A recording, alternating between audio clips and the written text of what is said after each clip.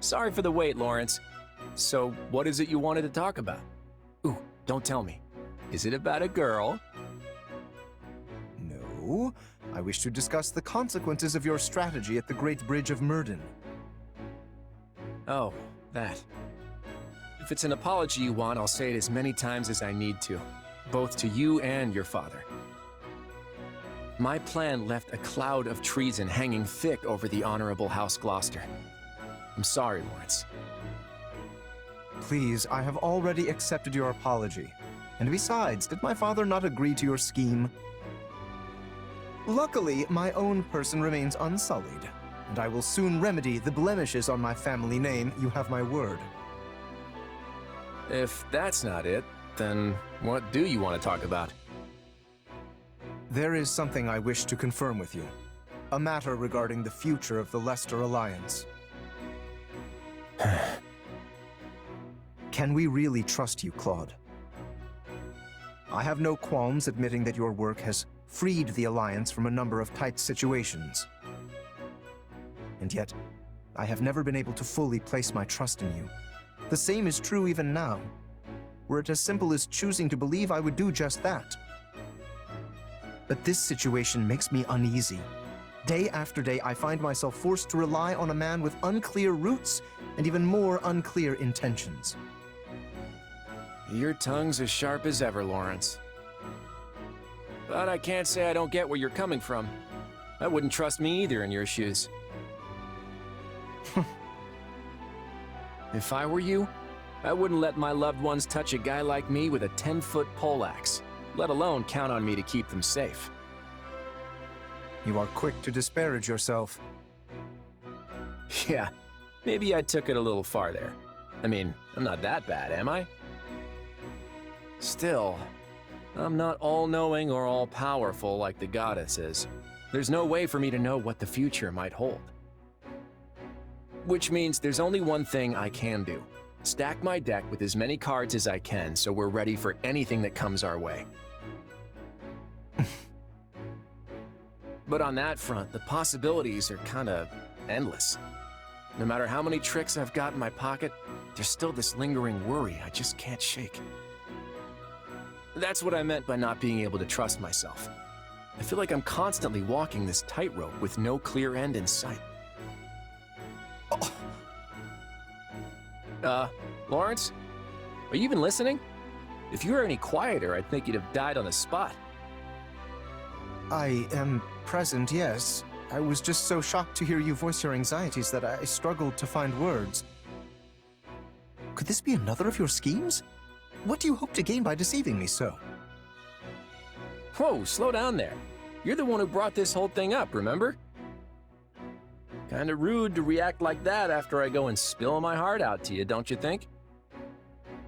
Forgive me, I seem to have lost my presence of mind entirely. I fear I may be entering a state of shock. Yeah, you're not the only one. Claude, I am well aware that we Leicester nobles will be cooperating with the Imperial forces moving forward. But House Gloucester has always prided itself on an amicable relationship with the Empire. This changes little for us. I guess you're right. Your father did head up the pro-imperialist faction, after all.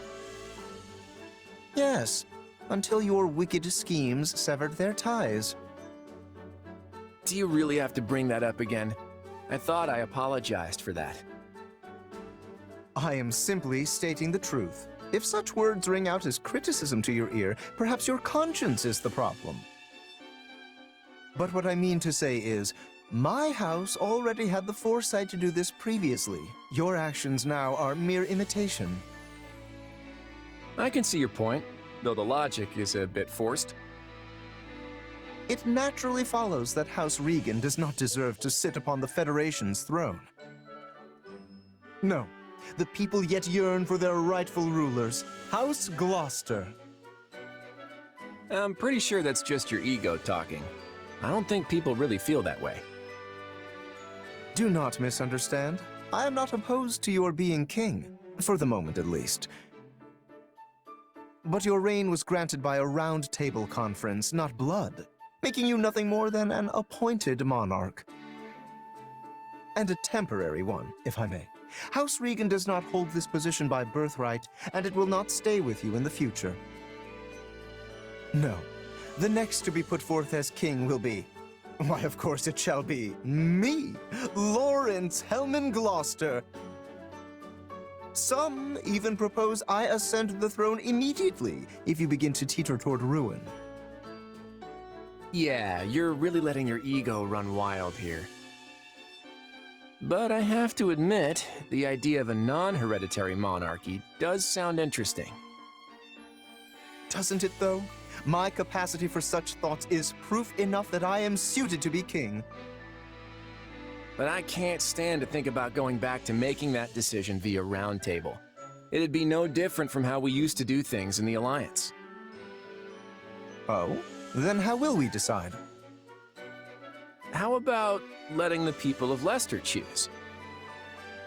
Left to their own devices, they'd probably pick whoever they thought would be the best able to protect them. Sounds pretty good, huh? A preposterous suggestion. Is this in earnest?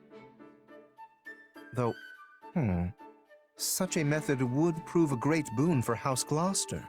The common folk in our territory have the utmost trust in us, after all. And for once, I think that's fact, not ego talking. You do realize it would be the whole of Leicester choosing, though, right? Not a problem. Our just rule is known far and wide through every mountain and ravine of Fodlan, I think. But let us set that matter aside for now. That is not what I came here to tell you. You should know, the role of king within the Federation is as of yet unstable. Proceed with caution, lest it all come crashing down around you. You're right. Unlike the Empire to our south and Kingdom to our west, the Goddess's guidance didn't grace the founding of our Federation. So the role of king is a fragile one, held aloft only by the people supporting them. I'll be careful, just as you say. And thank you, Lawrence. I think I might just get through this with my wits intact if I have you here next to me. Please do not get the wrong idea. I simply do not wish to see my beautiful home succumb to the foul clutches of despair. Of course, of course. And I hope you keep coming to me to voice all your complaints. I'll be counting on you, Lawrence.